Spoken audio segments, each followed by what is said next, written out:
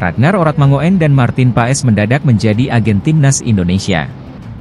Secara personal, Ragnar Oratmangoen dan Martin Paes mencoba meyakinkan Ulla Romeni untuk menerima ajakan PSSI agar dia mau bergabung dengan timnas Indonesia. PSSI memang sedang rajin-rajinnya mencari pemain keturunan level grade A untuk dinaturalisasi guna meningkatkan kualitas timnas Indonesia.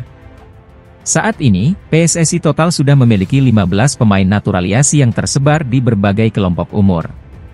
Namun, mayoritas pemain naturalisasi tersebut bermain untuk timnas Indonesia senior.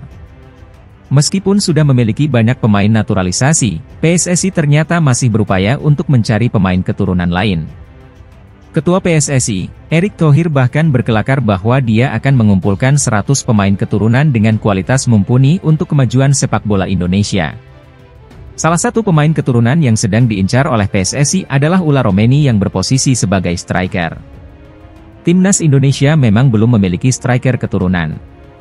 Sosok Ragnar Oratmangoen dan Rafael Struijk bukan pemain yang berposisi sebagai striker murni. Mereka lebih berposisi sebagai pemain sayap dan pemain second striker. Alhasil, hal yang ditawarkan mereka bukanlah gol melainkan assist dan pergerakan bola. Ulla Romeni diincar PSSI untuk melengkapi puzzle pemain keturunan di timnas Indonesia yang masih belum ada sosok striker. PSSI memang sangat serius untuk menaturalisasi Ulla Romeni. Ini terbukti dari pergerakan Erick Thohir yang sudah berbicara dengan Ulla Romeni dan agennya. Ulla Romeni sebenarnya juga tertarik untuk membela timnas Indonesia. Namun, dia masih belum mau dinaturalisasi karena usianya yang masih sangat muda. Pasalnya, dia masih ingin berjuang untuk bisa tembus ke timnas senior Belanda sehingga dia masih harus menolak tawaran PSSI. Ini sebuah kehormatan bagi saya, diminta membela timnas Indonesia, namun itu, membela timnas Indonesia, masih terlalu dini bagi saya, ucap Ulla Romeni seperti dilansir dari kanal YouTube Voetbal Premier. Masih ragunya Ulla Romeni membuat agen timnas Indonesia turun tangan. Agen tersebut adalah sosok Ragnar Oratmangoen dan Martin Paes.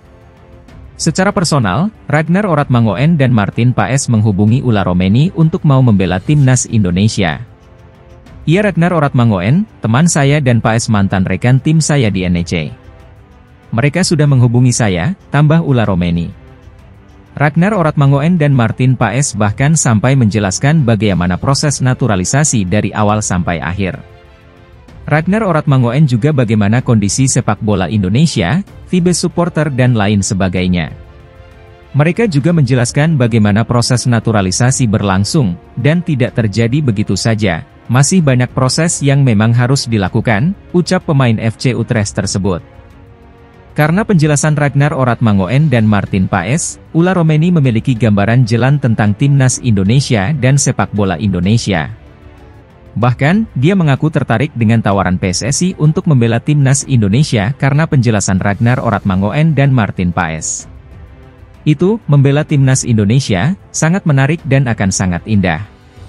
Di samping itu, kamu juga menjadi contoh dan inspirasi bagi para pemain muda Indonesia yang ingin menjadi pemain sepak bola profesional, kata Ulla Romeni. Tidak sabar menunggu bagaimana agen timnas Indonesia Ragnar Oratmangoen dan Martin Paes bisa membujuk Ulla Romeni untuk mau membela timnas Indonesia.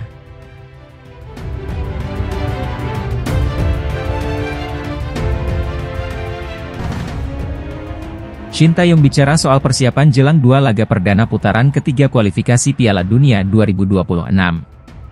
Timnas Indonesia bakal satu grup dengan Jepang, Australia, Arab Saudi, Bahrain, dan Cina di grup C. Anak asuh Shin Tae-yong bakal membuka petualangannya di putaran ketiga pada September 2024. Timnas Indonesia bakal bertandang lebih dahulu ke markas Arab Saudi pada Kamis, 5 September 2024. 5 hari berselang, barulah timnas Indonesia bakal menjamu Australia. PSSI bakal menunjuk Stadion Gelora Bung Tomo, Surabaya sebagai kandang timnas Indonesia saat jumpa Australia. Saat putaran ketiga kualifikasi Piala Dunia 2026 digelar, kompetisi Liga Domestik, termasuk Liga 1 Indonesia sudah bergulir. Karena itu, Shin Tae-yong mengaku bahwa persiapan jangka panjang tidak akan memungkinkan untuk timnas Indonesia. Pelatih asal Korea Selatan bakal memulai persiapan pada 2 September 2024. Ya seperti kita tahu ya, maksudnya, kita tidak bisa kumpul atau kita bisa mengadakan TC selain FIFA Matchday, ucap Shin Tae-yong kepada awak media, Kamis, 25 Juli 2024. Jadi pastinya kita akan berkumpul tanggal 2 September, itu FIFA Matchday, kata pelatih asal Korea Selatan itu. Singkatnya persiapan membuat Shin Tae-yong bicara soal kondisi pemain timnas Indonesia saat ini. Pelatih asal Korea Selatan berharap para pemainnya dalam kondisi baik bersama klubnya masing-masing. Saat ini para pemain sedang latihan di tim masing-masing juga, ujar Shin Tae-yong. Dan sedang kondisinya sedang baik-baik semua, tutur pelatih berusia 53 tahun tersebut.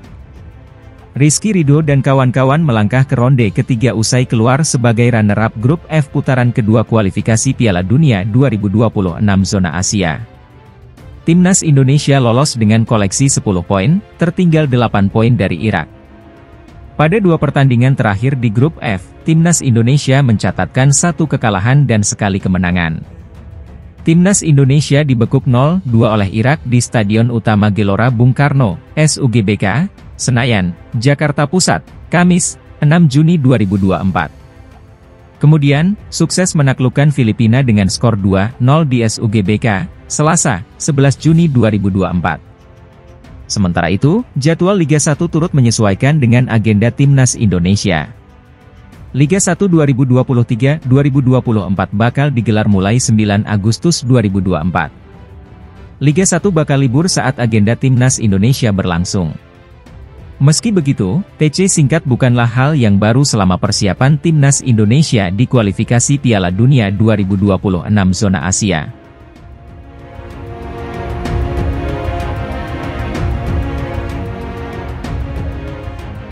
Dosen senior PJ dan Ilmu Keolahragaan IPGM Sultan Mizan dan founder Dena Hemat, Dr. Mat Brahim meminta Timnas Malaysia meniru gaya bermain hingga program naturalisasi yang dilakukan Timnas Indonesia. Dalam beberapa tahun terakhir, Timnas Indonesia mendapat perhatian dunia berkat prestasi gemilang yang ditorehkan.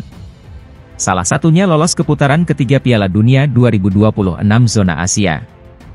Timnas Indonesia juga lolos ke babak 16 besar Piala Asia 2023 untuk pertama kalinya sepanjang sejarah.